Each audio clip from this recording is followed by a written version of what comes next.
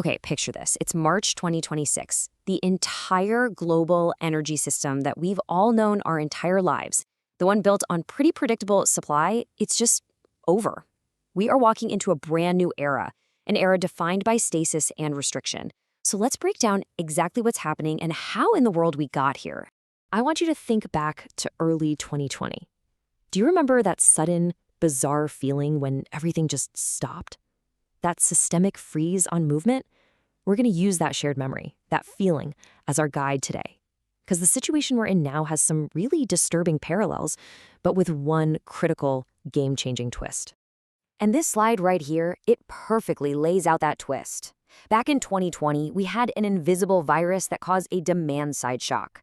Basically, we were all told to stay home, so we just stopped using as much energy. But in 2026, it's an invisible digital threat causing a supply-side chokehold. This time, the energy just isn't there. It's not a choice. It's a freeze on the system that powers our movement itself. So let's get a really clear definition of what we're talking about with an energy lockdown. It's this coordinated, very restrictive management of energy. But the phrase you have to burn into your memory is supply-side chokehold. This is not about market forces or high prices anymore. This is about the actual valve that controls the flow of energy being forced shut. And, that changes everything. So what on earth is throttling the flow of energy like this? Well, the first big piece of the puzzle is something that feels eerily similar to that invisible virus from 2020. An invisible digital threat. This is the unseen force that is literally paralyzing the infrastructure that powers our entire world. So what makes this digital threat so incredibly powerful? Well, first off, it's non-transparent. You have no idea who's really behind it, which makes it almost impossible to fight back. It's also asymmetrical, which is a fancy way of saying a small group of actors can cause a massive global amount of damage. And their target? It's laser-focused on the weakest points in our critical energy infrastructure. The result of all this is a kind of systemic paralysis. The whole system just seizes up in this high-friction environment where everything just grinds to a halt. But listen, this isn't just a story about hackers and code. No, it's happening in the real world too. Let's look at the second major factor here, because a massive geopolitical conflict is pouring gasoline on this fire, guaranteeing this crisis isn't going away anytime soon. And this is the point that is absolutely crucial to understand. This is not like the temporary oil price shocks we've seen in the past. The direct war involving Iran and its proxies throughout the Middle East, well, it's locked the entire world into what's being called a prolonged restrictive cycle. There's no quick fix. There's no easy off-ramp here. So the fallout from this is a multi-year friction on energy supply. We're seeing all these localized conflicts flare up again, and it's creating this ripple effect of instability. When you combine the digital threat with this physical conflict, you lock the global economy into what's called a slow grind, a long, painful period of scarcity and high friction. So given this massive squeeze on supply, you've got to be wondering, what are governments actually doing about it? Well, we're now seeing this synchronized policy response, and it involves pulling three huge levers that are all designed to do one thing: completely crush energy demand.